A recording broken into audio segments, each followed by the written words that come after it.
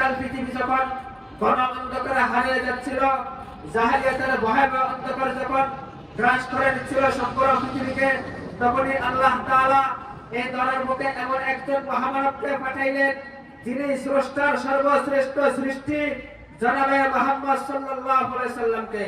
সম্মানিত উপস্থিতি, রাসূল সাল্লাল্লাহু আলাইহি সাল্লাম এমন একজন সত্তাজাত, যা জগতের অগণিত সৃষ্টির সমাবেশে যার কোনো তুলনা নাই, তার মতো কাল বিজয়ী, বিশ্ব বিজয়ী, এক পূর্ণাঙ্গ সর্বগুণের অধিকারী দ্বিতীয় আরেকজন এই পৃথিবীতে আসবে না।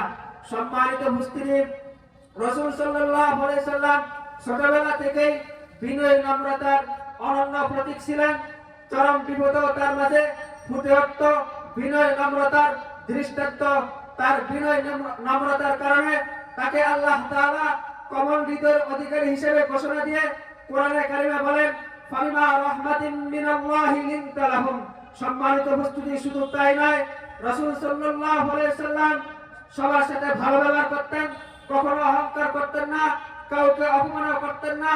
রাসূল সাল্লাল্লাহু আলাইহি সাল্লাম মানুষের দুঃখে সুখে তাদের পাশে দাঁড়াতেন, এবং কি তিনি সব সময় সত্য কথা বলতেন, মানুষকে সহযোগিতা করতেন। তিনি কাউকে যদি কোনো কথা দিতেন তা রক্ষা করতেন। এজন্যই তাকে সবাই বিশ্বাস করত, এজন্যই মক্কার লোকেরা তাকে আল আমিন বলে ডাকত। সম্মানিত উপস্থিতি, রাসূল সাল্লাল্লাহু আলাইহি সাল্লামের বয়স যখন 18 বছর হয়, তখন তিনি এই সমাজ থেকে কুসংস্কার দূর করার জন্য, ফিতনা দূর করার জন্য একটি হিলফুল ফুতুর নামক সংকলন তৈরি করেছেন।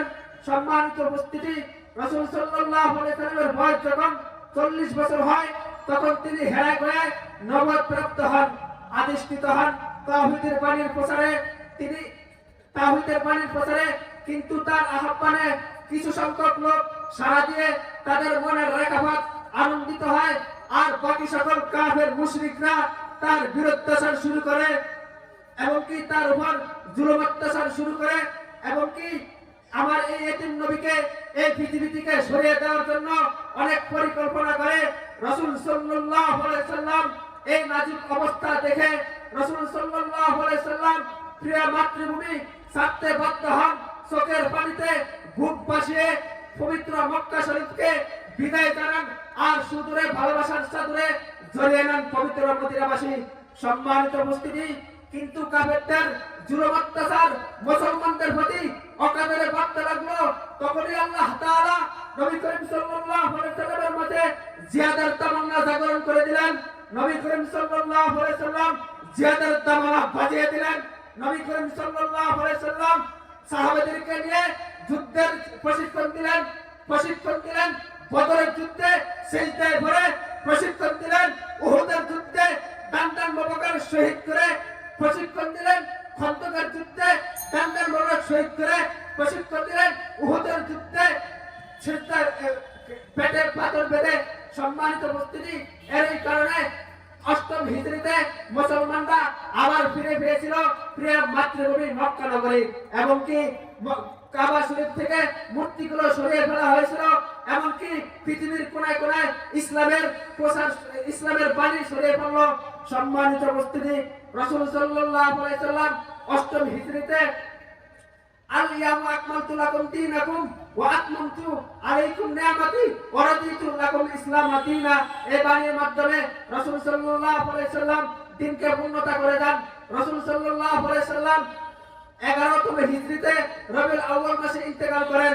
রাসূল সাল্লাল্লাহু আলাইহি সাল্লাম আমাদের জন্য, রাসূল সাল্লাল্লাহু আলাইহি সাল্লামের আদর্শ আমাদের জন্য অনুসরণীয়।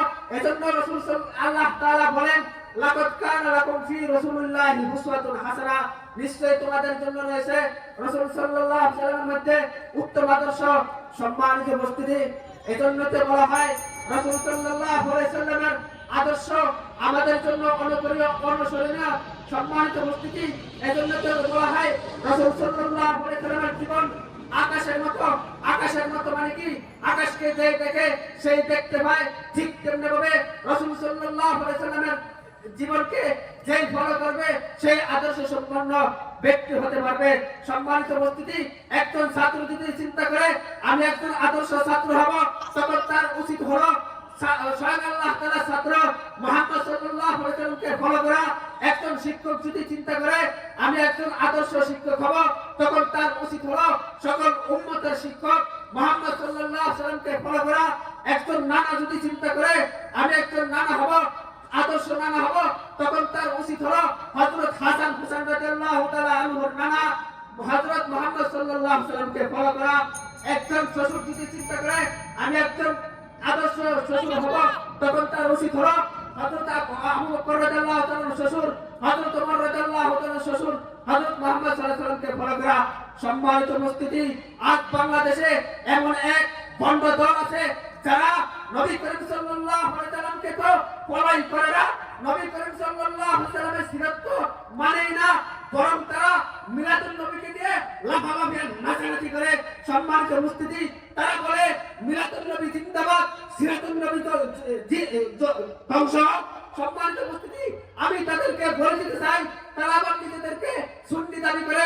আমি তাদেরকে বলে দিতে চাই, আরে তোমরা তো সুন্নি না, তোমরা হলো ইংরেজদের দালাল, তোমরা হলো পৃথিবীতে ফিতনা সৃষ্টিকারী। সম্মানিত উপস্থিতি, আমি তাদেরকে বলে দিতে চাই, সম্মানিত উপস্থিতি, আমি তাদেরকে বলে দিতে চাই, যখন কাদিয়ানীরা নবী করিম সাল্লাল্লাহু আলাইহি ওয়াসাল্লামের হত্যা নবুয়ত নিয়ে তারা ঘোষণা করে, তখন তোমাদের কোনো প্রতিবাদ নাই।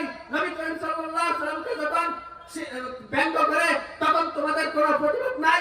নবী করিম সাল্লাল্লাহু আলাইহি ওয়াসাল্লামকে নিয়ে যখন কোন নাস্তিক মুরতাদ কটূক্তি করে, তখন তোমাদের কোনো প্রতিবাদ নাই। রবিউল আউয়াল মাস আসলে নবী সাল্লাল্লাহু আলাইহি ওয়াসাল্লামকে জিন্দা বানিয়ে গেল, নবী করিম সাল্লাল্লাহু আলাইহি ওয়াসাল্লামকে মক্কা থেকে বাংলাদেশে নিয়ে আসো। রবিউল আউয়াল মাস আসলেই জিলাপি আর মিষ্টি নিয়ে লাফালাফি করো, আর এগুলা বন্ধ ছাড়া আর কিছু হতে পারে না। ওয়া আখিরু দাওয়ানা আলহামদুলিল্লাহি রাব্বিল